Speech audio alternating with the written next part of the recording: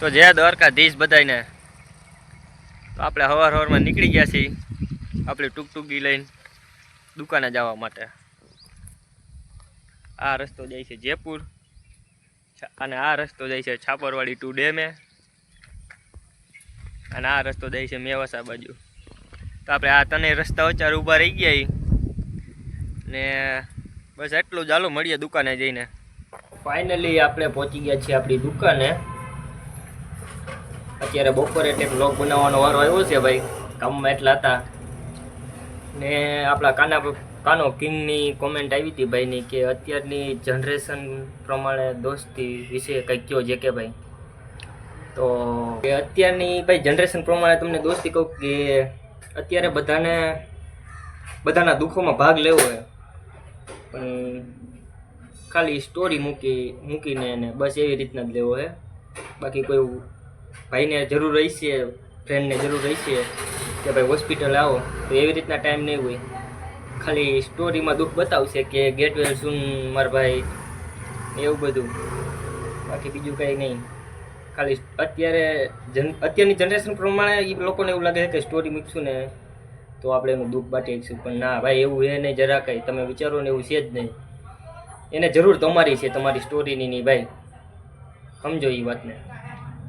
બસ ખાલી એટલું જ કહેવું હતું કે ભાઈ ત્યારની દોસ્તી ને અત્યારની દોસ્તીમાં ઘણો ફેર છે. ત્યારની દોસ્તી ભેગા મળીને થતી ને અત્યારની સોશિયલ મીડિયામાંથી થાય છે, બસ એટલો ફેર એ. અને સોશિયલ મીડિયામાં ને રૂબરૂમાં ફેર કેટલો હોય એ તો તમને બધાને ખબર જ હોય. બસ એટલું છે કાનાભાઈ. તો ભાઈ આપણે આવી ગયા છીએ ટી શર્ટ લેવા જુનાગઢ રોડ ઉપર મારુતિની સામે. આપણા ભાઈ જાણીતા હે, એના આંકડે ઓલું નાખ્યું હે, સ્ટેન્ડ નાખ્યું હે. વેરાયટી મળે તમને બધી વસ્તુ મળી જાય. જેવી જોતી એવી 400 થી જોડી સ્ટાર્ટિંગ થાય, 1000 સુધી જોડી મળી જાય. બૂટ, ચંપલ, night pant, T shirt, jeans pant બધાય મળી જાય. બી જોતા હોય અને આપણો બ્લોગ જોઈને આવશો તો ભાઈ આપને ડિસ્કાઉન્ટ એ આપશે. ડિસ્કાઉન્ટ દઈ દી. હાલો તો ભાઈ આવીને એકવાર મુલાકાત લ્યો જુનાગઢ રોડે મળીએ. હાલો. તો ભાઈ આપણે ટી શર્ટ કે કાંઈ વસ્તુ કોઈ લીધું નથી અત્યારે. આપણે પાછા લેવા આવશું ત્યારે વ્લોગ બનાવશું પાકું. અને આ ભાઈ છે આપણા. આવજો ભાઈ. બધાય 400 થી સ્ટાર્ટિંગ થાય, 1000 સુધી જોડી બધાય વસ્તુ મળે તમારે. બૂટ, ચંપલ, નાઇટ પેન્ટ, ટી શર્ટ બધાય ઇન ટોટલી ડિસ્કાઉન્ટ બી આપી છે ભાઈને. અગર આ બ્લોગ જોઈને આવો તો ડિસ્કાઉન્ટ 50K આપણે કહી દો ભાઈ, 50K યુટ્યુબમાં 50K. હાલો સબસ્ક્રાઇબ કરી દેજો બધા. જે ભાઈની દુકાને આપણે ગયા હતા ટી શર્ટ લેવા માટે, એમાં હતું એવું કે એ ભાઈ આપણી દુકાને આવ્યા હતા ડિસ્પ્લે નખવા. ત્યારે જ્યારે એ ભાઈ આવ્યા ત્યારે હું વ્લોગ બનાવતો હતો. ત્યારે એ ભાઈ મને પૂછ્યું કે તમે વ્લોગ બનાવો છો? મેં કીધું હા. તો મને પૂછ્યું કેટલા સબસ્ક્રાઈબર છે? મેં કીધું ભાઈ આપણે 50 સબસ્ક્રાઈબર છે. તો મને કે ભાઈ તમે આવો અને મારી દુકાને વ્લોગ બનાવો. પણ મેં કીધું ભાઈ 50 સબસ્ક્રાઈબર છે એમાં તમારી દુકાને આવીને શું ફાયદો? મેં કીધું. મને કે કાંઈ વાંધો નહીં ભાઈ, તમે તોય આવો, ખાલી આપણી દુકાને આટો મારો એ કે. મેં કીધું કાંઈ વાંધો નહીં. હાલ ભાઈ થોડાક હિન્દી બોલતા હતા, બાકી આપણે કંઈ જાજુ સમજાતું નહોતું. મેં કાંઈ વાંધો નહીં, હાલો આટો મારી આવી. તો ભાઈ અજ્જુભાઈ જેઠવાની કોમેન્ટ આવી હતી કે ભાઈ હિન્દીમાં વ્લોગ બનાવો, મસ્ત લાગશે. કાંઈ વાંધો નહીં ભાઈ, કાલથી એ ટ્રાય કરશું હિન્દીમાં, બાવા હિન્દીમાં. બીજી એક કોમેન્ટ આવી છે ઉર્વેશભાઈની. એ એમ પૂછે કે ભાઈ તમારી દુકાન ક્યાં છે? તો ભાઈ જેતપુર હોલીવુડ ગ્રાઉન્ડમાં કોડલ મોબાઈલ આવો, મુલાકાત લ્યો ભાઈ. ભાઈની કોમેન્ટ આવી હતી કે ભાઈ તમે ચાંદલો કરો છો, કાંઈ માનતા છે કે એમ જ? તો ભાઈ પહેલા નંબરમાં તો હું હિન્દુ છું એટલે ચાંદલો કરું છું, અને પ્લસ બીજા નંબરની વાત એ છે કે ચાંદલો કરવાનું ભાઈ કાંઈ રીઝન ના હોય ને માનતા ન રાખવાની હોય. આ તો હિન્દુ છે બી એટલે કરીશું ભાઈ. કેમ ભાઈની કોમેન્ટ હતી કે ભાઈ જે છોકરી યાર 5 વર્ષથી રિલેશનશીપ હતું એ જ મૂકીને વહી ગઈ, શું કરવું? તો ભાઈ તમારું 5 વર્ષનું રિલેશનશીપ છે તો મૂકીને વહી ગઈ, એમાં રોવા બેવો તમે?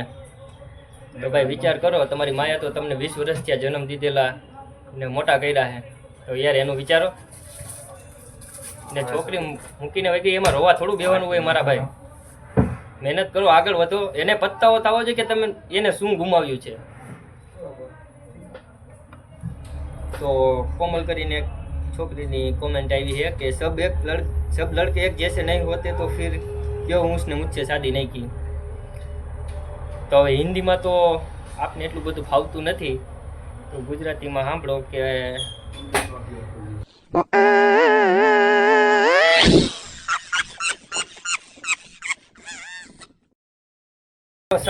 सब लड़के एक जैसे नहीं होते, मुझे तो पता नहीं है, लेकिन આપણે લવ બહુ કરતા નથી એટલે આપણે એ કાંઈ ખબર છે નહીં. તો ભાઈ કોમેન્ટ કરીએ તો ભાઈ દિલથી વાત તમારી કોમેન્ટ આવી છે વ્લોગમાં, પણ આપણે લવ કર્યો નથી એટલે આપણે ખબર જ નથી. તો ફાઇનલી આપણે 50 સબસ્ક્રાઈબર થઈ ગયા છે. એ ખુશીમાં રોનકભાઈ આપણે ચા પીવડાવવા આવ્યા છે. અને ભાઈ આપણે સુખનો સૂરજ ઉગી ગયો આજે, નવા ચપ્પલ લઈ લીધા છે.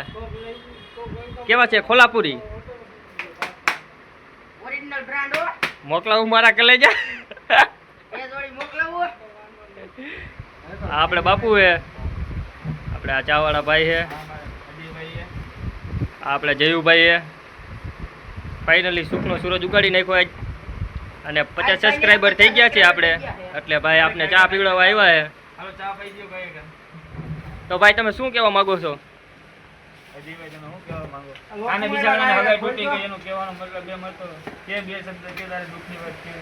તો ભાઈ રોનકભાઈ તમે શું કહેવા માંગો?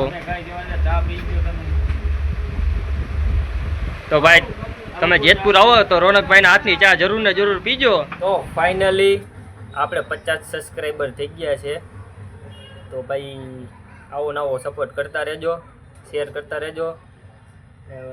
બસ ને 50 સબસ્ક્રાઈબર થઈ ગયા છે એટલે માર્કેટમાં સેલ્ફી લેવાવાળાને બધાય થોડીક તકલીફ પડે, પણ કાંઈ વાંધો નહીં. એટલે તો ભાઈ બોડીગાર્ડ રાખ્યા ભાઈને. ને ભાઈ હું કે રસ્તામાં દેખાઈ જાઉં તમને તો ભાઈ મહેરબાની કરીને રસ્તો કે ટ્રાફિક જામ કરતા નહીં, કાયદો હાથમાં લેતા નહીં. ને બસ એટલું સેલ્ફી તમતારે તમને મળી જાય બધાને એક જ હારે. તમતારે સેલ્ફી આપણે લેવી જ છે બધા હારે, પણ કાયદો હાથમાં લેતા નહીં તમે કોઈ. બસ આવો નવો સપોર્ટ કરતા રહેજો. મળીએ પાછા કાલે નવા બ્લોગ સાથે. તો અત્યારે બધાને જય દ્વારકાધીશ.